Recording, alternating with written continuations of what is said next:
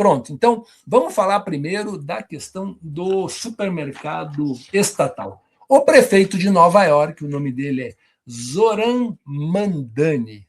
Zoran Mandani é uma novidade na política americana porque ele é um democrata muito jovem, ele, acho que ele tem 36 anos, se não me engano. Ele foi eleito agora em 2026, ele venceu o ex-governador do estado de Nova York, ele foi eleito para o cargo aí de prefeito, com uma plataforma bem daquela progressista, né? Para não dizer socialista. Ele é um democrata da ala progressista do Partido Democrata lá nos Estados Unidos. Vocês sabem, né? São dois grandes partidos, o democrata e o republicano, os democratas muito mais aliados às pautas aí mais sociais, mais liberais, ou o que a gente chamaria no Brasil de esquerda. Não é bem assim, tá, gente? Porque nos democratas é uma misturada lá danada, tem muita gente que é de centro também no Partido Democrata.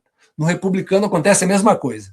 É os de direita, mas também tem gente de centro misturado, porque lá a polarização ainda é pior do que no Brasil, porque são só dois partidos.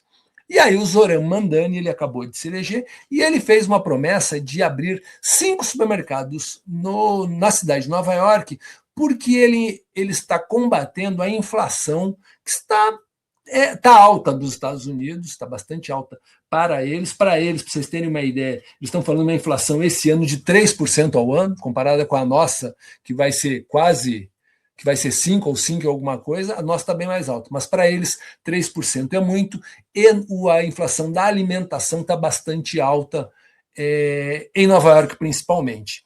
E aí, na plataforma dele, ele tinha feito uma promessa de implementar supermercados estatais que reduzissem o custo de vida, principalmente para as famílias mais pobres.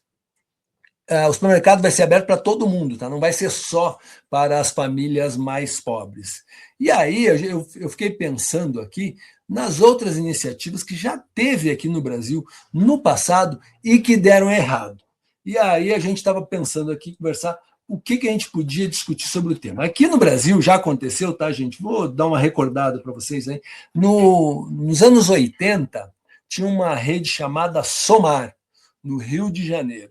Tinha também a rede Cobal, no Rio de Janeiro, que era de supermercados estatais.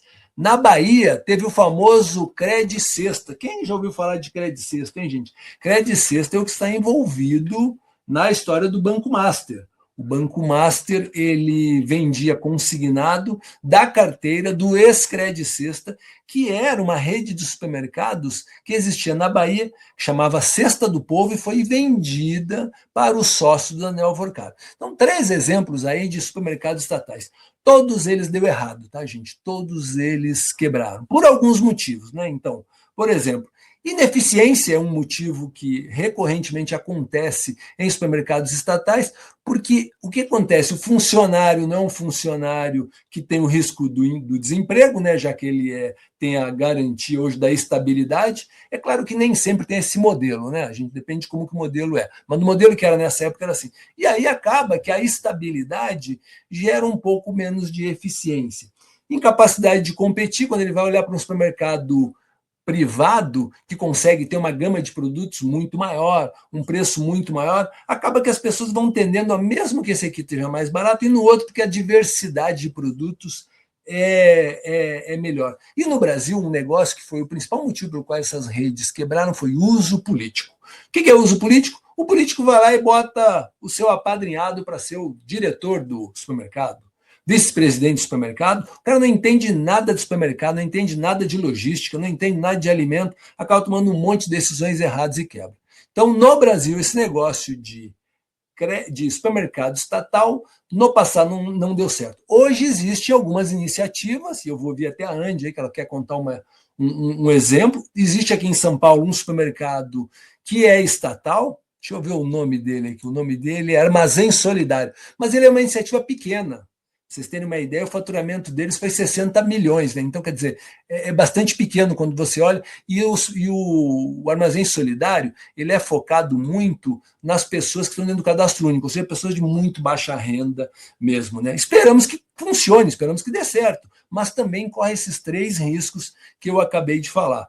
Então, na minha opinião, é difícil o supermercado estatal dá certo. Dificuldade é gigante. Normalmente dá errado, a não ser que você tenha um nicho muito pequenininho e que você tenha um controle muito grande e que ele adote práticas do mundo privado. Tipo, contratar funcionários que possam ser demitidos, tipo, colocar um cara lá que seja um especialista em supermercados, não deixe ter uso político, mas a gente sabe que no Brasil, né, gente, isso é difícil. O político adora meter a mão em tudo, se ele tem a possibilidade de influenciar lá em alguma área, que é algo estatal, é com eles. Né, Andy?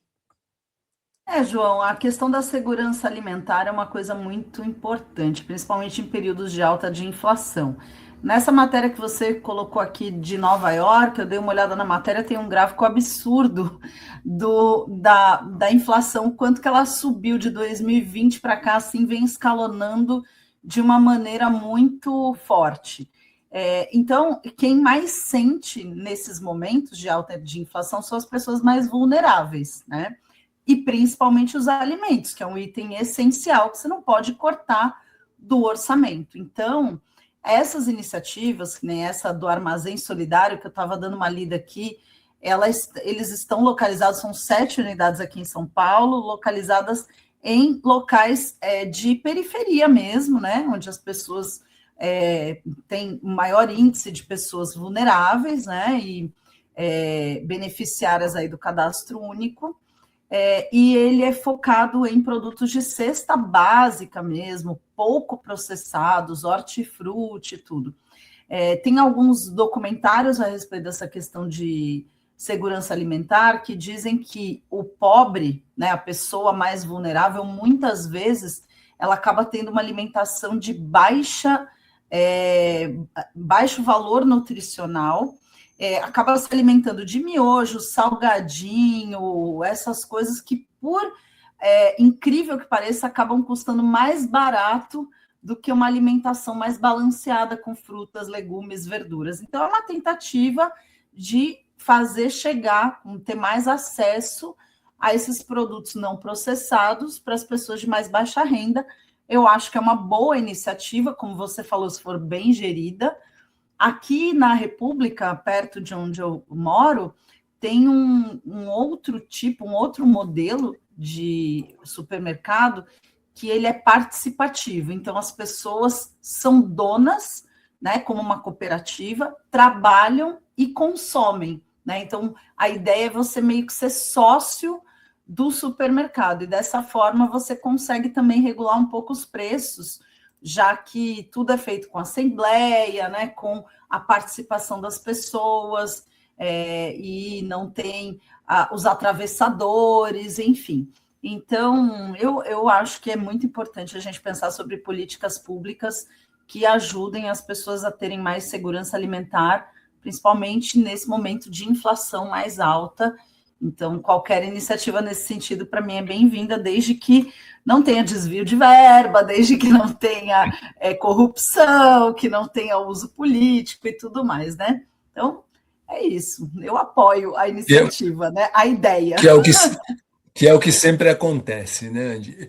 Eu acho assim, o que a gente, o que vai ajudar mesmo, o que vai resolver mesmo é o seguinte: a economia crescer, as pessoas terem emprego, com uma renda maior e com uma inflação mais baixa. Ao invés de ter que apelar para é um subterfúgio criar um supermercado estatal, na minha opinião, uma tentativa de manipulação da economia, que a tendência é não dar certo por conta desses pontos aí.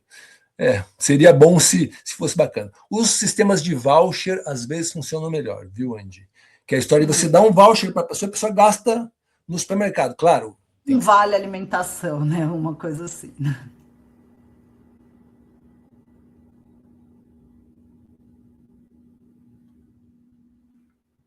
Hoje em dia é um programa que não está mais dando tão certo, né? Quer dizer, existe supermercado que troca o vale alimentação por dinheiro para as pessoas, tem lanchonete que faz isso e tal, mas se funcionasse bem, seria bacana.